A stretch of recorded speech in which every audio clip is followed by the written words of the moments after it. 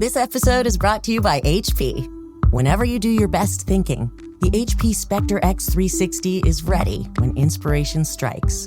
With power save for battery life and focus mode to multitask, you can do your best thinking whenever and wherever it happens. The HP Spectre X360 2-in-1 convertible PC with Windows 10 saves battery life for whenever an idea hits you. HP Spectre X360, a more thoughtful laptop.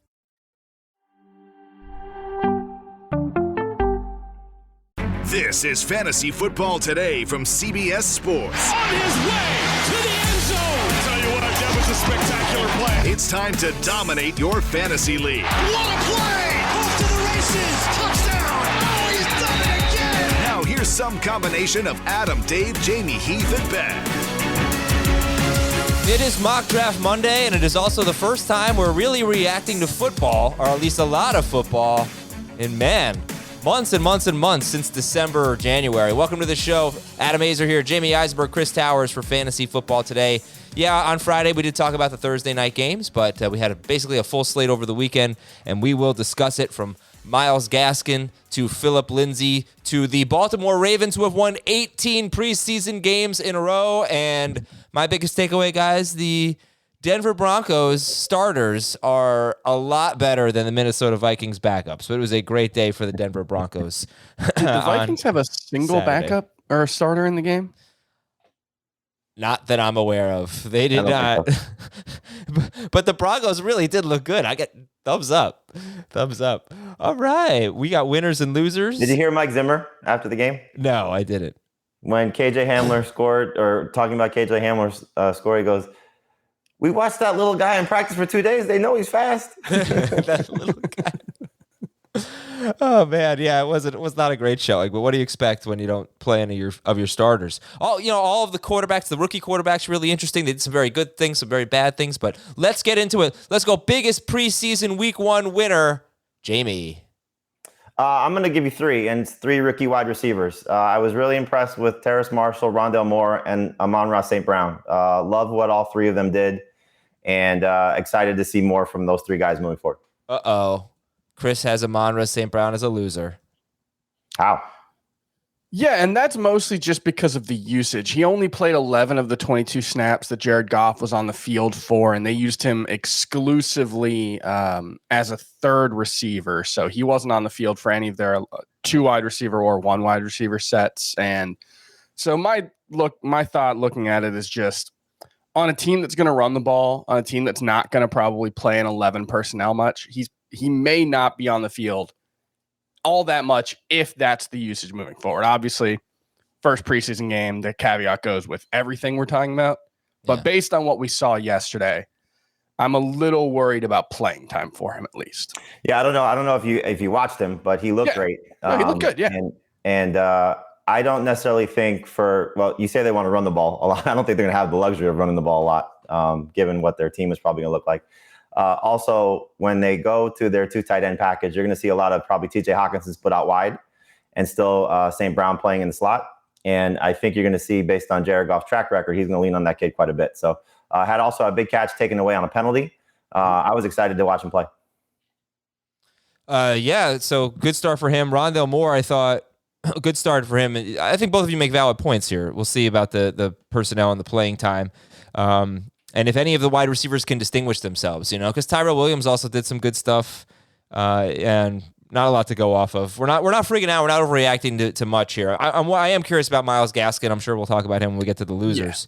Yeah. Rondale Moore, it was gimmicky the way they used him, but they used him. That's what I like about him, is that I think they're going to manufacture a lot of plays for him in that way, because he's so good with the ball in his hands. It was, I think his freshman year at Purdue, it was something like 71% of his yards came after the catch. He's real small, but he's extremely dense. He's hard to bring down. And so, I've been referring to him as kind of like the skeleton key that can open up a lot of what the Cardinals want to do on offense, because Cliff Kingsbury loves to do a lot of short, designed passes to his wide receivers to get the ball in their hands in space with blockers.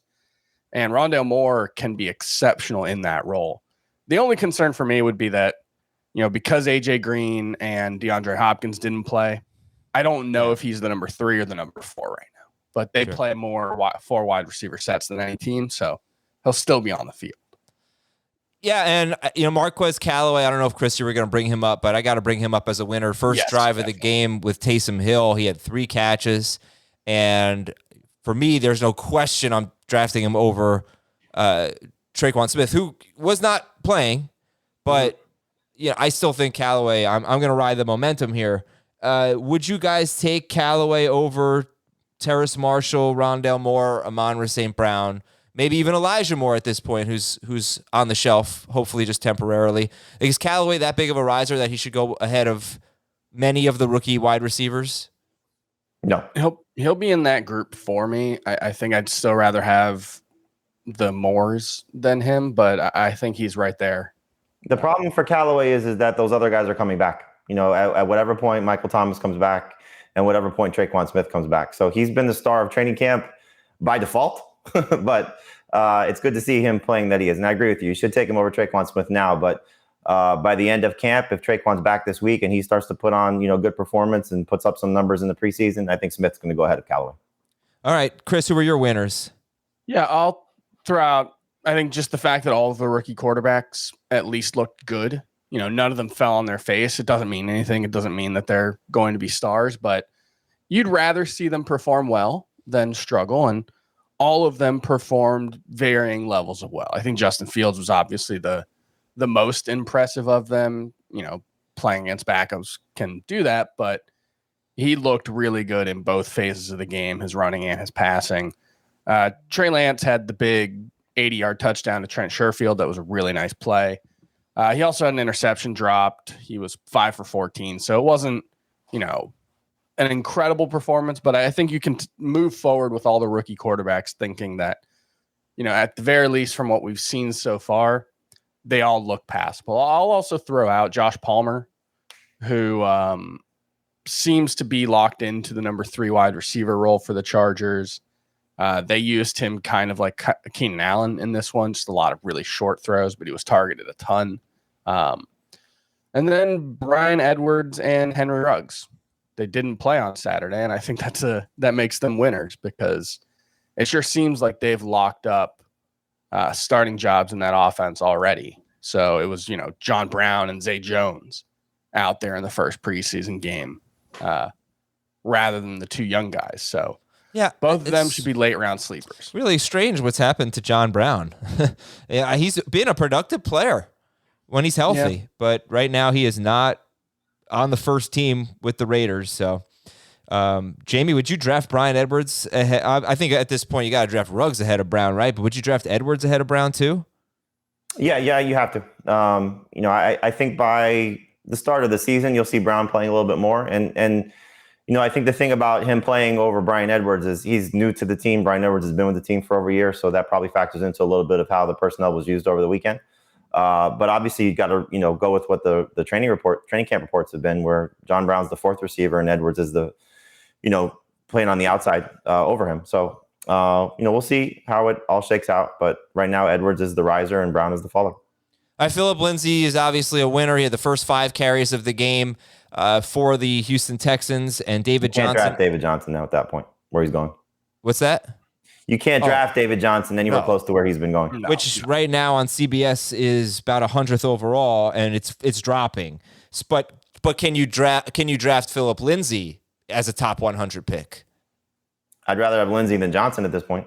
Yeah, I think it's around 100 would probably be the high point for where I'd go, because David Johnson was the 3rd down back here. And so I think you have to assume that Phillip Lindsay is going to be the lead back. But Mark Ingram didn't play in this one, and say what you want about Mark Ingram, but him and Lindsay were listed as co-starters on the first depth chart, and clearly at least Lindsay being listed above David Johnson was legitimate. So I think it's probably a situation where he's going to still end up splitting work. I'm not particularly excited about it, either of them. Okay, Jamie, let's go to the losers. Who are your biggest preseason week 1 losers? I mean, you mentioned it, Myles Gaskin. That was just I don't get it. And Malcolm Brown looked the part of Malcolm Brown, 8 carries for 9 yards. So get him the hell out of there and let Myles Gaskin go back to being the guy. Gaskin spoke, I think it was last week, sometime in the last 2 weeks, about how the offense is different from a year ago. And clearly it's different for him because when he was healthy last year, especially, week 3 on, he was the guy for the Dolphins. And, I certainly had high expectations for him. And that was the most discouraging thing for me to see Brown, outsnap him 13-7 with the first team offense and Gaskin be more of a third down back. He played into, the second quarter with the backups, whereas, Brown was off the field. So Malcolm Brown has to be a late round target at this point. Gaskin is not worth drafting today at his ADP, which is, I think, round 53rd overall on CBS. So it was very discouraging to see that in the first preseason game for Miami. So, yeah, how much of a reaction are we going to have to this? So are you going to say maybe take a Michael Carter or Javonte Williams, a Chase Edmonds, someone in that group ahead of Myles Gaskin now? Yeah. I mean, in drafting today, I think you have to. It's just if he's not going to be the starter and going to be a third down back and they're going to use both guys. I mean, the attractiveness of Myles Gaskin, what made him so attractive was the fact that he was so used. His usage last year was just ridiculous. And if, bringing in Malcolm Brown was an indication that they were going to use him to this level, to make him the starter, to use him, almost double the snaps with the first team. You can't, I still think Gaskin's the better player. This isn't take Malcolm Brown over Myles Gaskin. This isn't sink Myles Gaskin to the levels of David Johnson because I want to see more. But drafting right now, where I was looking at Gaskin in some cases in the 4th round, and there's no way you can do that now. Yeah, I thought Gaskin had the potential to be, a top 15 back if he had the same role as he did last season. Played 65% of the snaps in each of his games. It's certainly frustrating to see Malcolm Brown, kind of essentially doing what he did, at least in the first preseason game, doing what he did to Cam Akers' value early on last season, where, whether we think he's good or not, clearly he seems to have the trust of the coaching staff, and that is definitidentally a concern for me at this point. I don't know that I want to go there yet, guys. I tried so hard to find something written about it, and I didn't see much covered. I just found this right now in the Sun Sentinel. None of the Dolphins beat writers talk about the running back. Well, Cameron Wolf, who works for the NFL Network, used to be the Dolphins beat writer for ESPN. He was asked about this over the weekend because I'm sure, like a lot of people who have either done their drafts or in dynasty leagues or are looking at this, I don't know if it was a fantasy question per se, but he was asked, what's the deal with Malcolm Brown and Myles Gaskin? He replied, Myles Gaskin is still their guy. So right. I don't think, you don't panic and necessarily sink Myles Gaskin, and I don't want to convey that. But you mentioned a group of running backs, Adam, that I think he is now in the mix with, of Carter and Williams and Edmonds, the guys who are going behind him. I think you just got to drop into that range. Okay, yeah. No, this is what I was going to read from the Sun Sentinel. The tailback rotation was puzzling. Malcolm Brown started Saturday's game and struggled for most of the day, gaining 8 yards on 9 carries. He also failed to punch it in on some goal line runs in the first quarter, which resulted in a field goal. Myles Gaskin and Savon Ahmed, who have spent most of training camp as the Dolphins' top 2 backs, work sporadically in the first half. Ahmed is also a part of this equation. It's not clear that he wouldn't, next week or week 2 preseason, Gaskin could start, but Ahmed could be in the rotation too. So right, it sort of should go without saying here that none of what we saw this weekend should dramatically change your opinion on anyone. Right, but it puts Gaskin in the 4-5 range now to the 6-7 range. And I dropped him to RB28, so just a few spots, just because I was assuming he was going to have a similar role as last year. And I think the other part of this, and I'll go back to what I said about John Brown. Malcolm Brown's the new guy, so let's see what Malcolm Brown can do in live action, and that might be something the Dolphins are exploring. And I'll also add one of the running backs that you compared him to. Again, first preseason game, small sample size, but it is what we have to work with. Michael Carter was the 1B for the Jets with Tevin Coleman out. It was Ty Johnson who led the team in snaps with Zach Wilson on the field. They basically split first and second down, and then Ty Johnson, I believe, got all of the third down snaps with Zach Wilson on the field. So it's one game. It's Michael Carter's first game ever. Who knows what that actually means, but It's disappointing, especially because Michael Carter's gotten a lot of praise for his work in the passing game in training camp. I kind of thought he was the third down back at the very least. So, that's one that I'm certainly going to be watching a lot more closely in the next couple of weeks. Any other big losers? Adam Troutman was not exciting. 3 of his 9, he was out there for 9 he was out there for 9 pass plays and blocked on 3 of them. It was frustrating. Yeah. And James Robinson and Travis Etienne, when they added Travis Etienne, Urban Meyer had all those quotes about, we view Carlos Hyde and James Robinson as our first and second down backs. And then we've sort of written off that. And, Carlos Hyde has been irrelevant. He did get a handful of snaps with the first team offense. And I don't think Carlos Hyde's going to be fantasy relevant, but if he's going to have even a small role in this offense, it's going to make things, even tougher for Robinson and Etienne to stand out. Well, and listen, I think if you draft any rookie running back other than Najee Harris, you might have to just be patient. And it's gonna take some time for guys to take over. But if Michael Carter's competition is Ty Johnson, I'm going to bet on Michael Carter.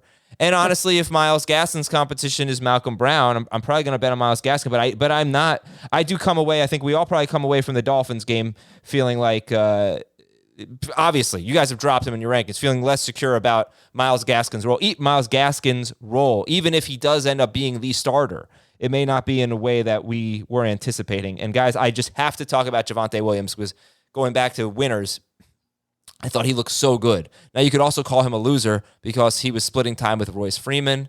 But if you saw the touchdown run that was called back, what did he do? He broke a tackle. He is such an incredible, at the collegiate level, I think Jacob Gibbs said he broke like 57% of attempted tackles. So Javonte Williams, the Vikings basically just put up no fight. They had all their backups in there. The Broncos ran all over them. But I'm so excited about Javonte Williams. Maybe I'm overreacting. But I was excited. I've been excited about it since the draft pick. I right away I had him ahead of Melvin Gordon, and he didn't hurt his case. Melvin Gordon didn't play, but he didn't hurt his chances in week 1. So just wanted to thumbs up there. No, he looked good. And you don't know what Mike Boone's status is either. He got hurt last week. No, he's out 4 to 5 weeks, I believe. He doesn't. Right, but I'm saying once he's healthy, what his role is going to be. They basically use Royce Freeman in Mike Boone's role, I would guess. All right, we'll see if we have time for a few more preseason reactions. Make sure you watch Fantasy Football Today, our video show. It's at 1 p.m. Eastern today on Monday, but typically it's noon Eastern every Monday through Friday, noon Eastern, Fantasy Football Today, and once the season starts, Sunday morning as well. It's a big month for us. We're supporting St. Jude. We're raising a lot of money, and we want you to be part of it. Draft Prepping for Charity Month. We're going to have various eBay auctions supporting St. Jude and culminating in our Draftathon event on September 1st. And you've heard about our pre-draft calls already, but now we've added a beer with Heath over Zoom. So if you want that, or if you want a spot in the 2021 Fantasy Football Today Podcast League and a custom designed fantasy team logo, go to cbssports.com/eBay. I love the logo idea, by the way. That's awesome. cbssports.com/eBay to donate and bid. That is cbssports.com/eBay. You guys want to hear something funny? Let's hear Ben Schrager talk. Ben? CBS Sports. Oh, yeah. Listen to that. Dude's coming down with something. Hope you're feeling. He's feeling fine. So we'll make fun of his weird voice. But Ben is. Donate to St. Jude. Yeah, I'll say that in the weird voice. There you go. Donate to St. Jude, everyone. Says Ben. News and notes. Curtis Samuel's off the PUP list. All right, let's take a look at Curtis Samuel's ADP and CBS. I'm going to start using CBS ADP a little bit more. Wow, about 130th. So that feels like a bargain. Curtis Samuel, right? Absolutely. Good to see him back out there. We'll see how much the lost time has hurt in his rapport with Ryan Fitzpatrick. But I'd be very surprised if he's not the second best receiver on the Washington football team. Would you rather have Laviska Shenault or Curtis Samuel? I would rather have Samuel. I'd rather have Shenault. I hope it wasn't a microcosm of what we saw with the Jaguars, but on the first drive, Shenault had a few targets. On the next drive, Marvin Jones had the targets, and DJ Chark, of course, didn't play. Okay, Dak Prescott's shoulder is healing well, according to Adam Schefter. Devontae Smith is now day-to-day. Hopefully we see him back soon, Devontae Smith. Green Bay backup quarterback Jordan Love could miss some time with a shoulder injury. It doesn't seem too serious. He might miss a week or so. Pittsburgh acquired perhaps their starting middle linebacker, Joe Schobert from Jacksonville. Houston, for a 6th-round pick. Houston wide receiver Anthony Miller has a slight dislocation of his shoulder. There goes that passing game. Yeah. Tavon Austin stole a catch from Tim Tebow. That wasn't very nice. And as I mentioned, blocker, by the way. The blocking, yeah. No comment. Nah, if you see the video of Tim Tebow blocking, it's just it was not a good moment. Yeah. Baltimore has won 18 straight preseason games. That is one short of an NFL record. How about that? Okay. I don't know if there's any how more. Many years? 5? 5, I guess this would be 5. Except unless you not counting last year, obviously. I just have some general notes. I don't know if you guys want to just fire through some more preseason stuff. Probably not, because it's preseason week 1. Bad starts for the Giants and the Jaguars offensive lines. The starters, bad. Not much to glean from the Bucks backfield rotation. All 3 of them played. Oh, I think that's what you take away from it. Yeah, but it was just so limited. I really was not impressed with Trey Sermon. He fumbled. He didn't make any good plays, really. He made up his hand on the fumble, too. He had 2 catches. Yeah. But his best path to playing is probably Mostert, to starting, is probably Mostert getting hurt, or at least having a big role.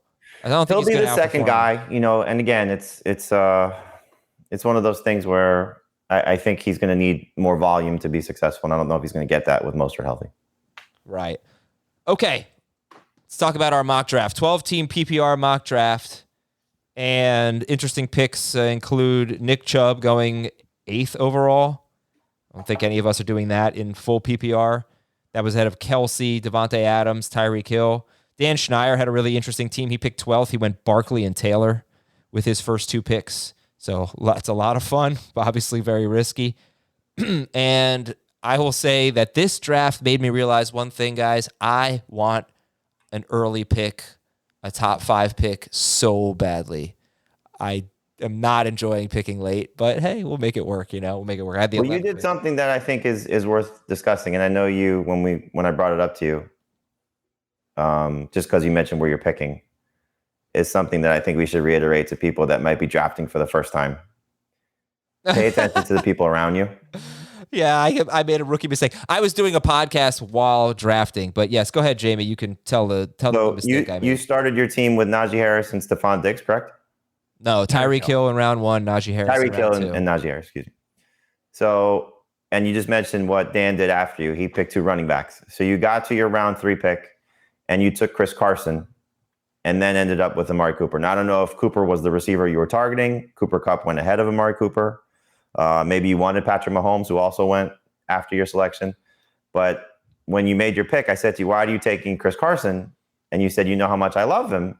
And I said, well, that would assume that you were assuming that Dan would have taken him, but he took 2 running backs to start his team. So it's a risky game, obviously, to play because you never know what the person is going to do.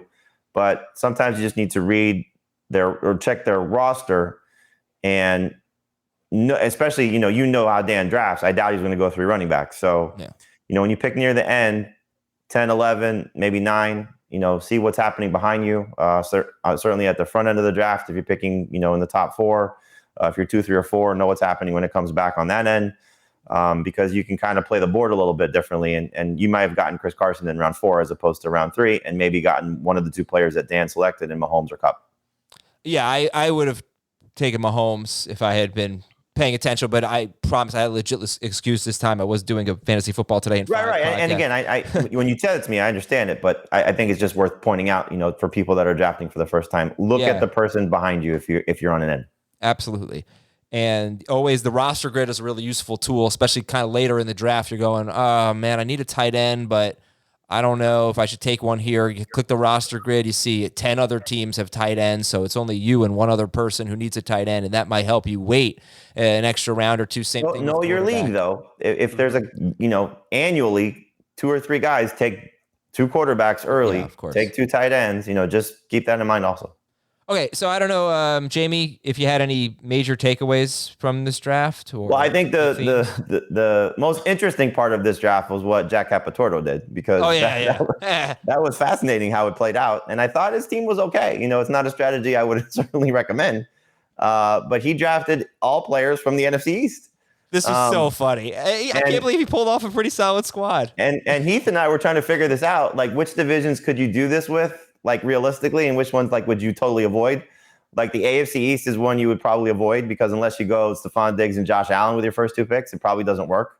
And those aren't exactly 2 players you want to take with your first 2 picks.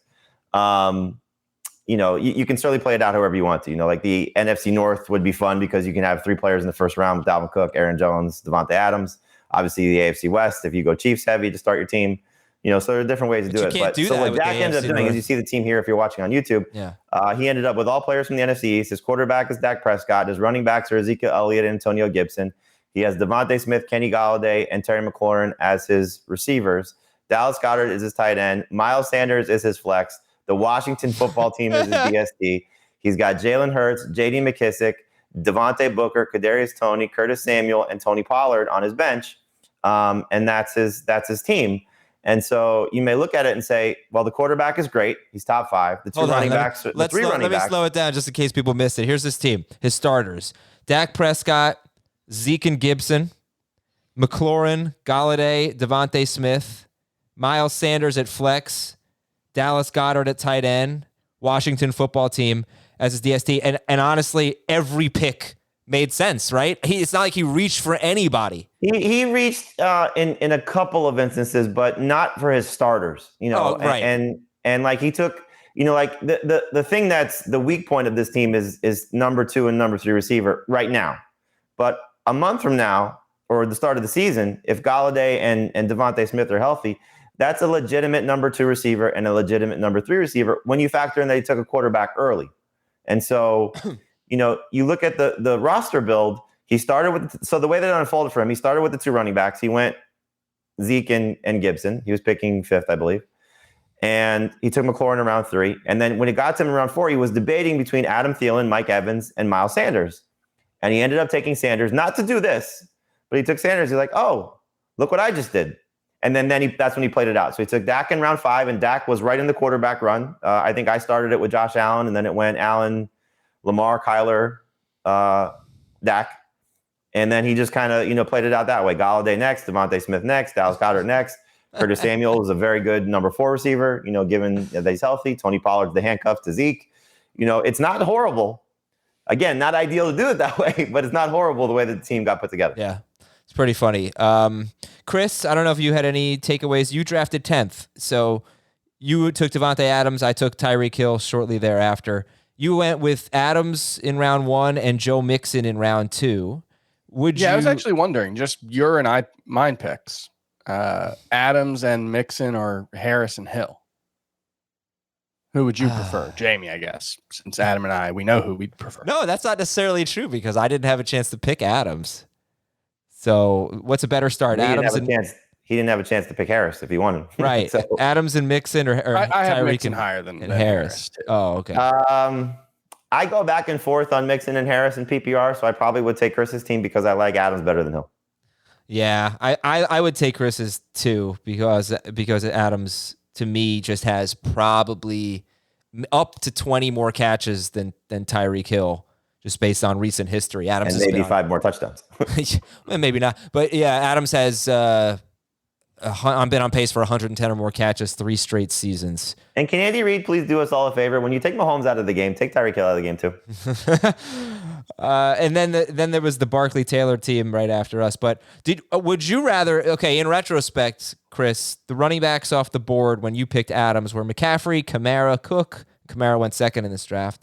Henry, Zeke, Jones, Eckler, Chubb. Would you rather have Adams and Mixon, or Barkley or Taylor with your first round pick and Stephon Diggs as your wide receiver? I have Mixon as my number 7 running back. Okay, well that settles that. I'm really, really high on him this year. I'm not. I don't know, have you guys seen Ted Lasso? No, please don't rub it in. All right, well, I'm not rubbing it in, but there's a recurring bit where he's like, one of the players, what's the happiest animal in the world? A goldfish, because it has a 10-second memory. I feel like that's how people should treat fantasy football. And so this, like, I'm never drafting Joe Mixon again thing that a lot of people do. His situation hopefully looks like it's going to be completely different. He was already being used in the passing game more often early last season. No Giovanni Bernard this season. There's a chance he gets 75 targets this season. If he gets 75 targets, I think he's going to be a top 6 wide running back. So I love the situation for him more than I ever have. And I'm perfectly happy taking him over Jonathan Taylor or Saquon Barkley at this point. Okay. So Chris, I have a question though, because I know you were so, at least early in the process, tight end and all 3 tight ends in the first round, and you didn't do it in your first 2 picks. Have you softened on that stance? No, it was mostly just that, Adams and if I think Kelsey was already gone by the time I had picked he went the pick before me. If it was Adams versus Kelsey, that would have been a tough decision. They're the top 2 non-running backs for me, but I do have Mixon higher than the tight ends. The tight ends are more in like the RB 8 to 10 range for me. Okay, I just want to see. Darren Waller last season averaged 17.5 fantasy points per game. Has Mixon ever done that? This is in full PPR. He averaged 16.9 last year. In PPR? 17.4 in 2018. There you go. So their best years, Waller and Mixon's best years were basically identical. Okay, Jamie, take me through your team and any you had the 3rd pick and you got Dalvin Cook because, like I said, Kamara went with the 2nd overall pick. Take me through your team and anything that you liked or didn't like. I think one thing, and I would encourage people, especially as our audience continues to grow as the season gets closer and your draft day gets closer, do some sort of mock drafting. We have a great mock draft product. There are other sites that have great mock draft products. Find a way to try different things. And so for the most part, and I do a lot of different strategies because I do a lot of these drafts, but for the most part, I find myself too often going running back, and I made it a conscious effort not to do that this time. So a guy that I typically take in the 2nd round was still there, which is Clyde Edwards-Helaire, but I was taking the best available wide receiver, which the guy on my board actually was Justin Jefferson, but I didn't want to go Vikings to start. So I took Metcalf, who's the next available receiver. So I started running back, receiver with Dalvin Cook, DK Metcalf, and Allen Robinson. Round 4 was a tough call for me because I think Mike Evans as a 3rd receiver is pretty impressive. But I wanted to take Darrell Henderson in that spot just because I thought I could find a 3rd receiver that's still okay, and the running back cliff was coming. So the fact that Henderson was still available at 46th overall, I went that route. Took the 2nd quarterback off the board because I thought Josh Allen at 51 was a good value pick. And then the player that I was happiest to draft was Michael Thomas at 75th overall in round 7. So Jerry Jeudy is the 3rd receiver I took at 70th overall. Michael Thomas was my 4th receiver, but if he's healthy by week 6 or 7, if not sooner, that's a pretty impressive receiving core of Metcalf, Robinson, and Thomas with Jeudy a potential flex option. So that's the way I started my team. I don't know how much you want me to continue, but I have a lot of running backs to cycle through after that. But I was really happy with how this team came together. Well, we've got a great core for your team. And when you took Josh Allen as the 2nd quarterback off the board, and what'd you say, 51st overall? Yes.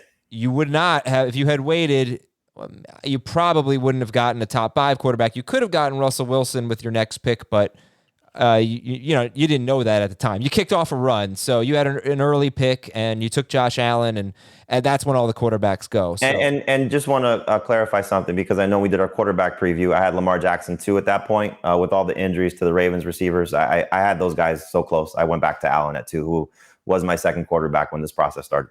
So the core of Jamie's team is Allen at quarterback, Dalvin Cook and Darrell Henderson at running back, DK Metcalf, Allen Robinson, and Jerry Jeudy as his number 3 receiver. I think tight end and flex are I don't know how you feel about them. Irv Smith at tight end, Melvin Gordon at flex. But your flex could be Jerry Jeudy when Michael Thomas is back. You have Elijah Moore. You have Justin Jackson, who clearly looks like the number 2 running back. No, not clearly. No, you don't think so? No, not the way they use Josh Kelly and Larry Roundtree. I think it's more of a mess than we thought. But the one thing I will point out Jackson was getting the early work. Yeah, that was Kelly was getting most of the passing down stuff. So that's the one thing I would add. Right. I think, the last time we spoke about this, it was coming off of Jonathan Jones' report. JJ was with us. Jonathan works for us. JJ was with the Chargers. He said that Jackson has a stranglehold or has the position locked down. I think the Chargers are still evaluating it. So, Heath was talking about Justin Jackson belonging in like the Jamal Williams, AJ Dillon range. I don't think he should be in that range by any stretch. Okay. And anyway, Irv Smith at tight end, Melvin Gordon at flex. But like I said, it doesn't have to be Melvin Gordon. So, yeah, you got Alexander Madison, Justin Jackson, Latavius Murray with some upside on the bench there. Yeah, solid team. I don't have anything else to say. That's it. And I like Irv Smith a lot. He's obviously not in the upper echelon of tight ends, but I do think as a late round guy, especially how this team came together, I was thrilled with him. You took Jeudy over Sutton? I did. I don't know. Let me check. You did not, but maybe you would have. I have it ranked that way, so I would have, yes. But okay. Sutton was off the board. Sutton went the round before, or in the same round. 6 picks or so earlier. Yep.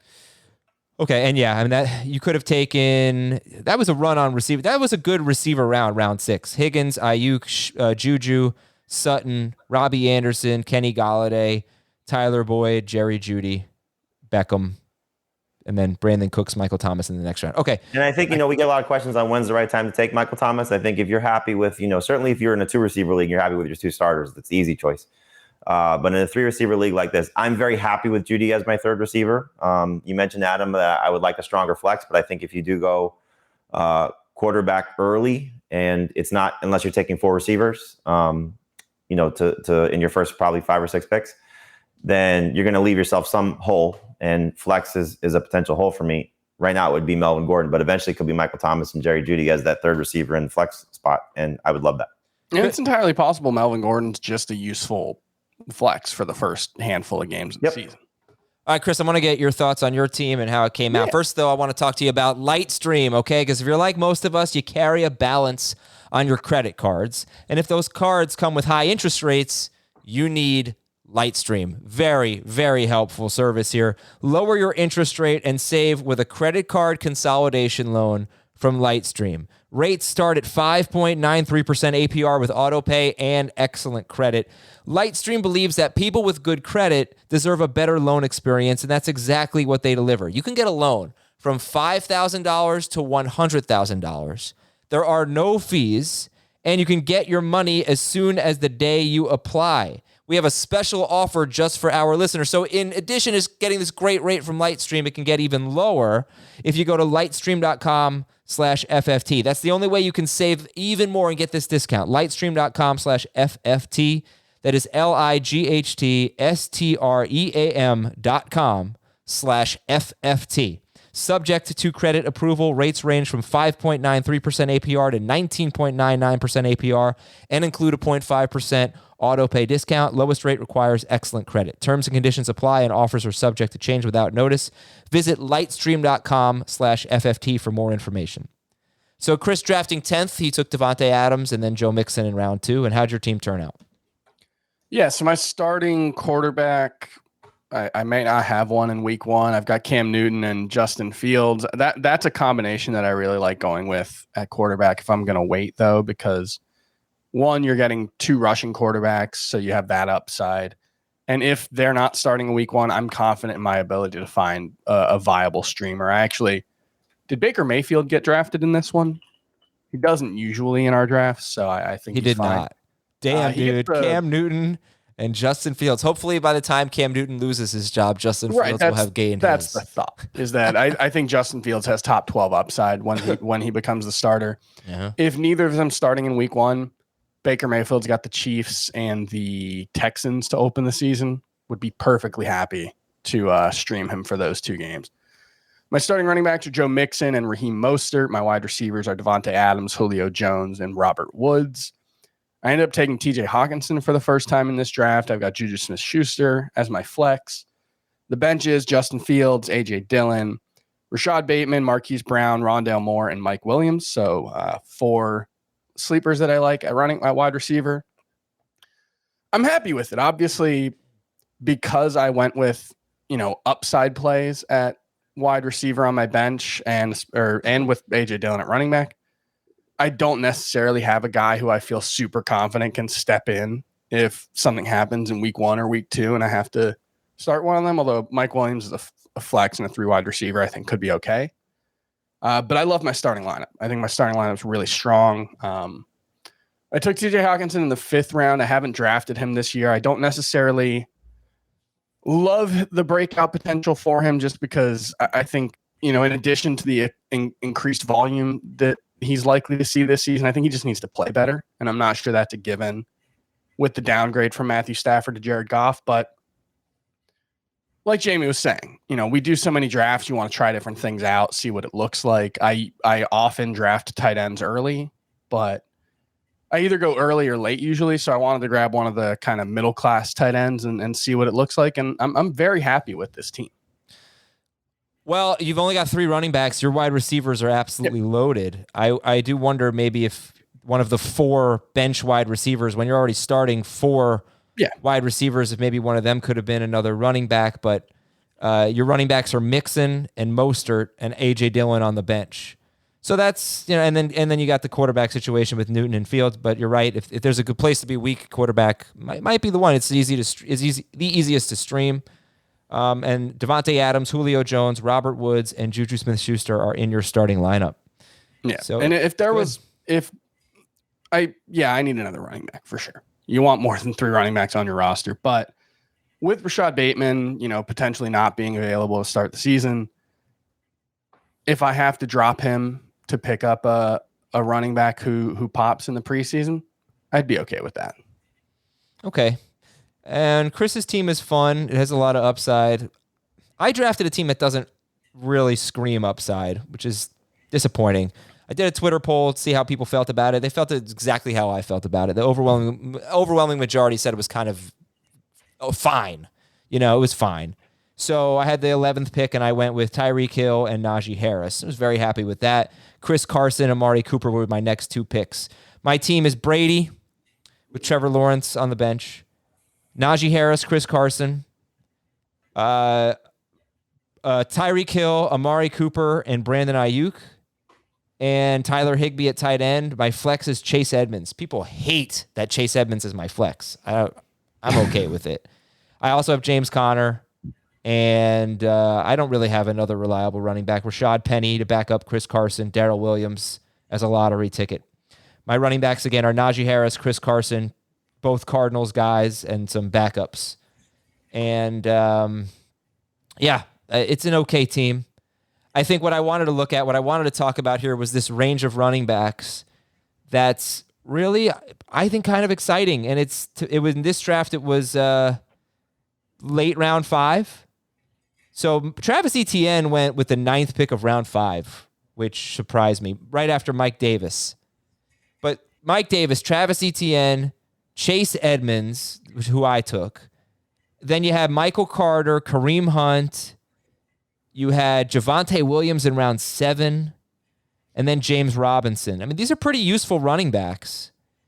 And I guess what I'm saying is I could have gone, let's just say I stuck with Tyreek Hill and Najee Harris as my first 2 picks.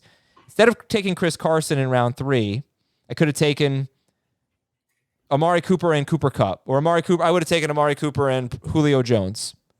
And then I could have taken 2 of that next group of running backs. I could have taken Chase Edmonds and Javonte Williams. And I think that makes my team less safe, but it does give it more upside. That's another option you could go with. not to be dogmatic about it, but generally speaking, you should prefer an upside build to a safe build, because ultimately you're trying to win, a championship. You're not trying to avoid last place. And, I think I would rather have the Cooper Jones combination and, shoot for the upside there rather than, try to find I guess Carson does have upside, but I don't know how much. I don't know. I don't know how much upside. 13 plays last on Saturday were pass plays, which is interesting. I don't know how much upside Julio Jones has. In a low volume passing offense. Well, I mean, the guy that you could have taken was Mahomes. I didn't even say that because I figure 99% of the drafts that our listeners are in, Mahomes won't be there. Yeah. But you're right. That and I should have taken Mahomes. I would have taken Mahomes, and that would have made my team, I think, better. But like I said, I was doing something at the time. But one of the other. I want to ask you guys about Chase Edmonds. And this was a tough call for me. So Mike Davis and Travis Etienne just went off the board. I would have taken them. But then you got Edmonds, you got Michael Carter, Kareem Hunt, who I don't really like Kareem Hunt, to be honest. If there's a Chubb injury, I love him, but I would not have taken him. But Edmonds, Michael Carter, Kareem Hunt, Javonte Williams. But now that you saw Javonte Williams play, who you like, would you have maybe flipped it and taken Ayuk in round 5 and taken Williams in round 6?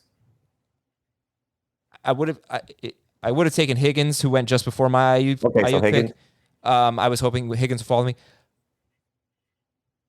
Yeah, I guess I liked what I saw from Chase Edmonds too. I mean, the numbers weren't great, but I really like Edmonds. So I want to know how you guys feel about that group. Who you would have taken if you were going to select 2 out of Edmonds, Kareem Hunt, Michael Carter, and Javonte Williams. Give me your 2, Jamie. Now? Yeah. I think Edmonds is definitely in the conversation. I probably would go Williams as the second guy. Over Michael Carter and Kareem Hunt? Yeah, I mean, I've gone so many times back and forth on Carter and Williams. Kareem Hunt is just, I think he needs Nick Chubb to be hurt to be great. I don't think that's saying much, but that's kind of what we saw last year. When Chubb came back from the injury, Kareem Hunt wasn't that good. Kareem Hunt might be the ultimate example of the difference between fantasy points and points per game last season, because he was, I believe, 10th in PPR in total fantasy points at running back, and nobody viewed him as one of the 10 best running backs. He just happened to play 16 games. He was actually a little disappointing when Nick Chubb was out last season, but I think that's mostly a fluke. I think he'll be very good if Chubb is out. And as I pointed out, I mean, 2 of the first 3 games he played with Nick Chubb, he got a ton of garbage time work. There was a blowout win and a blowout loss. So I could see a pretty disappointing role for Kareem Hunt. And if you're drafting him because you think the Browns are going to have 2 viable starting options in fantasy in their backfield, it happened in the first 3 games of 2020.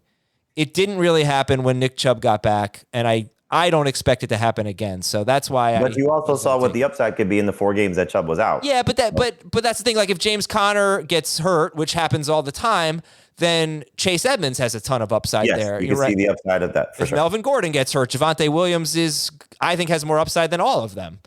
Right. So that's a situation for all of them. So one thing I would say when you're talking about upside, once you already have Tom Brady, I get the upside of Trevor Lawrence, but unless Brady gets hurt, it seems pretty unlikely that you're going to use Trevor Lawrence too often. I mean, this was my second to last pick. Yeah, but that's what I'm saying is I'd rather take a flyer late on another running back or a wide receiver at that range, just because, like, maybe you would use Lawrence in week 3 because Brady's got the Rams, but he's got the Cowboys, Falcons, Rams, Patriots, Dolphins, Eagles to open the season. I think the Rams are the only ones you'd even consider sending him for. We have this discussion so often. That's just a general roster construction thing for me. I'd rather take a chance on an upside wide receiver than an upside. You're just saying that because I took Lawrence the pick before you were going to take him. I might have taken him. Yeah, that's when you took Cam Newton. And you took Fields, obviously, I'm guessing before that. The round just before that. Okay. All right, good stuff. And we'll read some emails at fantasyfootball@cbsi.com after a quick break on Fantasy Football Today. Let's talk about Underdog Fantasy. Underdog Fantasy is the best and easiest way to play season-long best ball. Play more fantasy football without spending all that time on waivers and lineups and trades. Just go to underdogfantasy.com or download the app. Draft a season-long best ball team, and that's it. No in-season management. And you can take a shot at a $1 million grand prize in their Best Ball Mania tournament. And how about this? You can get a free $25 in bonus cash on Underdog Fantasy if you use the code CBS when you make your first deposit. I love Underdog. It is so easy to use. The mobile app is slick. The website is user-friendly. So do what I've been doing. Go to Underdog Fantasy, join a league, draft a team, and that's it. You're good for the season. Remember, go to UnderdogFantasy.com or the App Store or the Google Play Store. Sign up with the code CBS and get a free $25 in bonus cash. That's Underdog Fantasy, promo code CBS. Colin Morikawa is our 2021 Champion Golfer of the Year. And just because the final major is in the books doesn't mean the golf season is over. The PGA Tour looks towards the FedEx Cup playoffs, where $15 million will go to the season's best golfer. The First Cut podcast is your source for in-depth analysis every single week. From daily fantasy, odds board, and round-by-round updates, the First Cut is in your feed for every PGA Tour event. Go inside the ropes on the First Cut Golf Podcast, available on Apple Podcasts, Spotify, and YouTube. I want to thank everybody for your emails. I want to thank you all for your Apple Podcast questions. Remember to keep those coming. We'll read those on a mailbag. And we have sleepers, breakouts, and busts this week, by the way. Also, no more keeper questions in the Apple Podcast questions, please. This is from James in a silly named town in New Jersey.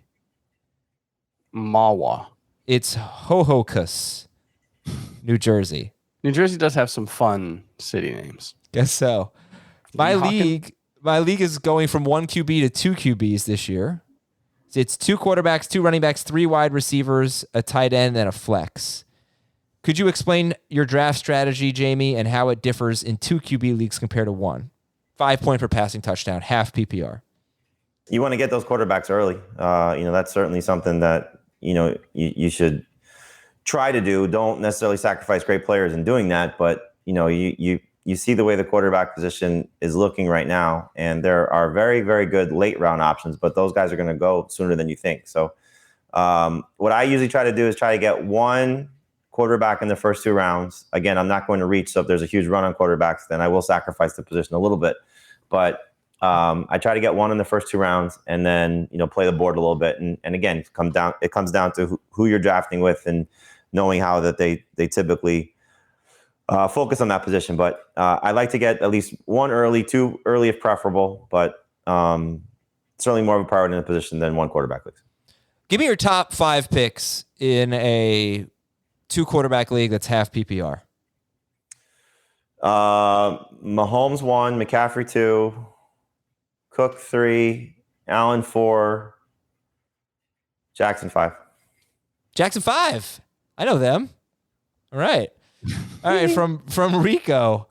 This is something I never got to bring up on the tight end preview, Chris, but if you look at Darren Waller's season, says Rico, he really had 2 huge games at the end of the year, but was pretty much an average tight end before that. Is that what you want from a second or early 3rd round pick?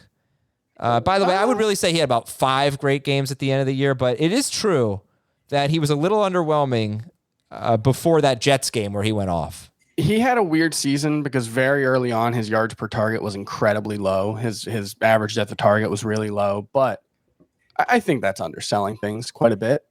Before that Jets game, he had games of 28.5, 17.8, 15.8, 17, and 21.8. So he was a little inconsistent. He had 3 games with fewer than 10, or 4 games with fewer than 10 PPR points in his first 11. Yeah. But he's still mixed in some really big performances. And yeah. But here's his pace though. 93 catches. This is in his first 11 games. Waller last year. His pace was 93 catches, 788 yards, and 7 touchdowns. Nobody's touching that in the second round or the third round, probably. But then I'm glad you mentioned the I don't know if you said the ADOT, but you said his yards per target. His ADOT went way up after that. And so it started 7.9, 9.0, 13.6, 17.0, 18.2. And those were basically five of his 6 highest ADOT games, beginning with that Jets game. So his role changed. He started going downfield more, and it really paid off. It's something to keep an eye on early in the season from Darren Waller.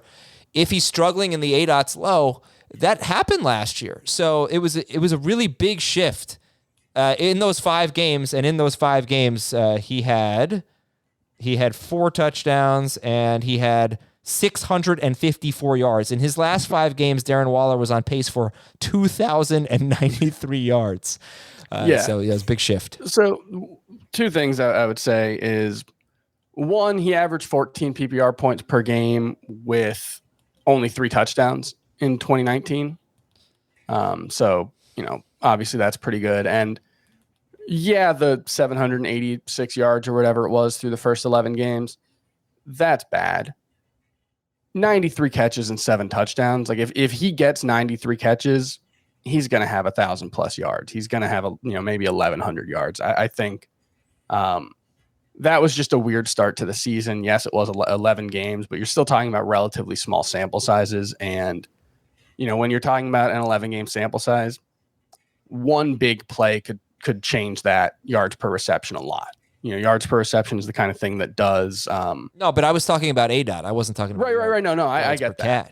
But he's such a good player, both down the field and with the ball in his hands, that I think it's the kind of thing where when a guy's averaging 9 yards per reception, or I think he was under 9 yards per reception, one long play could change the way that looks entirely. And so I don't put too much stock in that. I'm not too concerned about it. It's in my mind, and I feel like Kittle's a little bit safer in terms of his production, just because he's been doing it for longer. But what we've seen from Waller the last 2 seasons, the role he has in that offense, the low yardage early on in the season or for that first 11 games, it really doesn't bother me.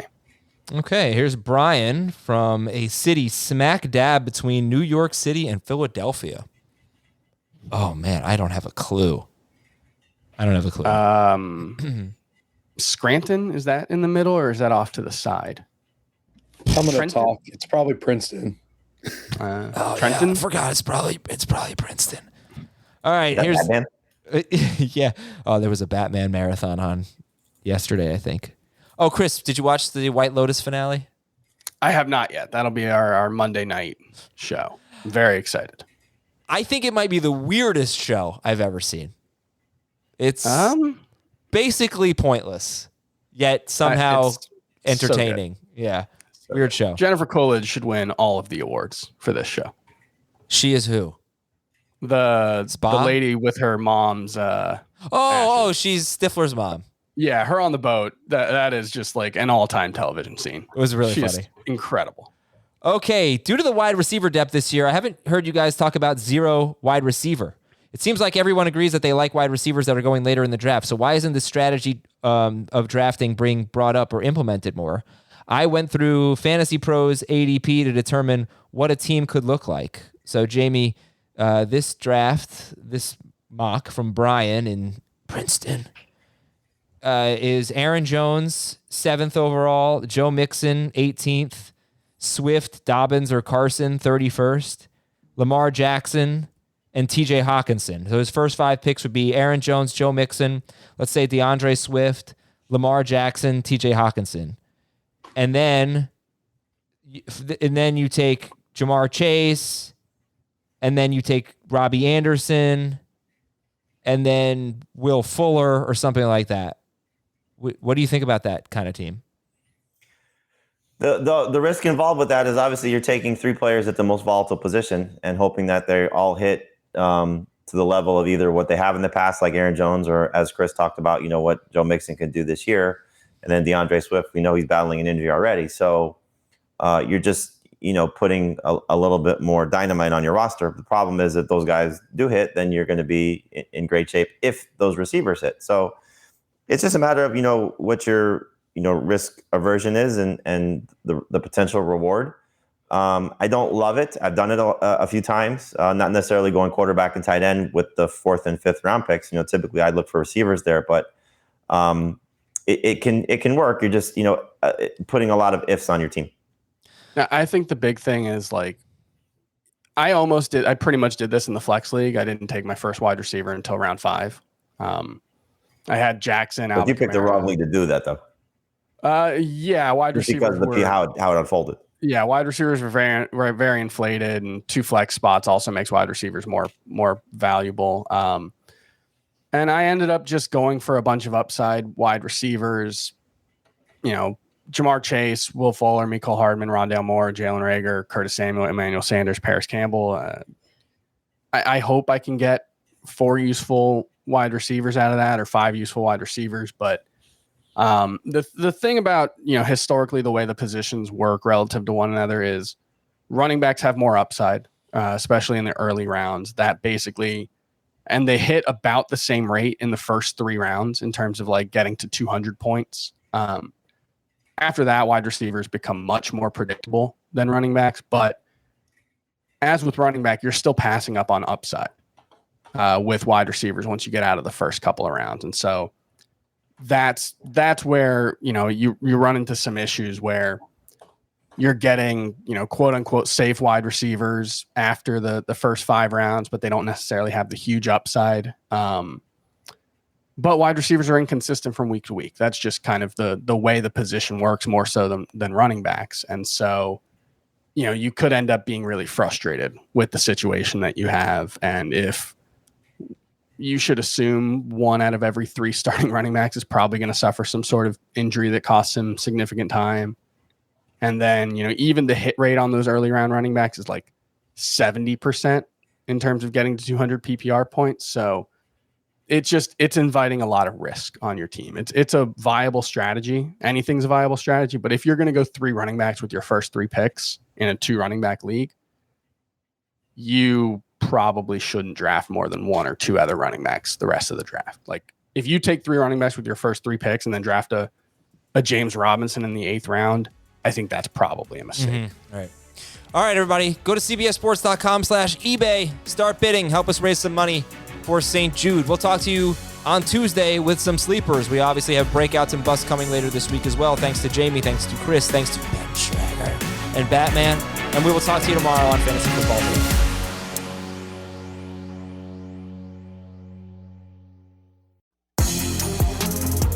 Collin Morikawa is our 2021 Champion Golfer of the Year. And just because the final major is in the books doesn't mean the golf season is over. The PGA Tour looks towards the FedEx Cup playoffs, where $15 million will go to the season's best golfer. The First Cut podcast is your source for in-depth analysis every single week. From daily fantasy, odds board, and round-by-round updates, the First Cut is in your feed for every PGA Tour event. Go inside the ropes on the First Cut Golf Podcast, available on Apple Podcasts, Spotify, and YouTube.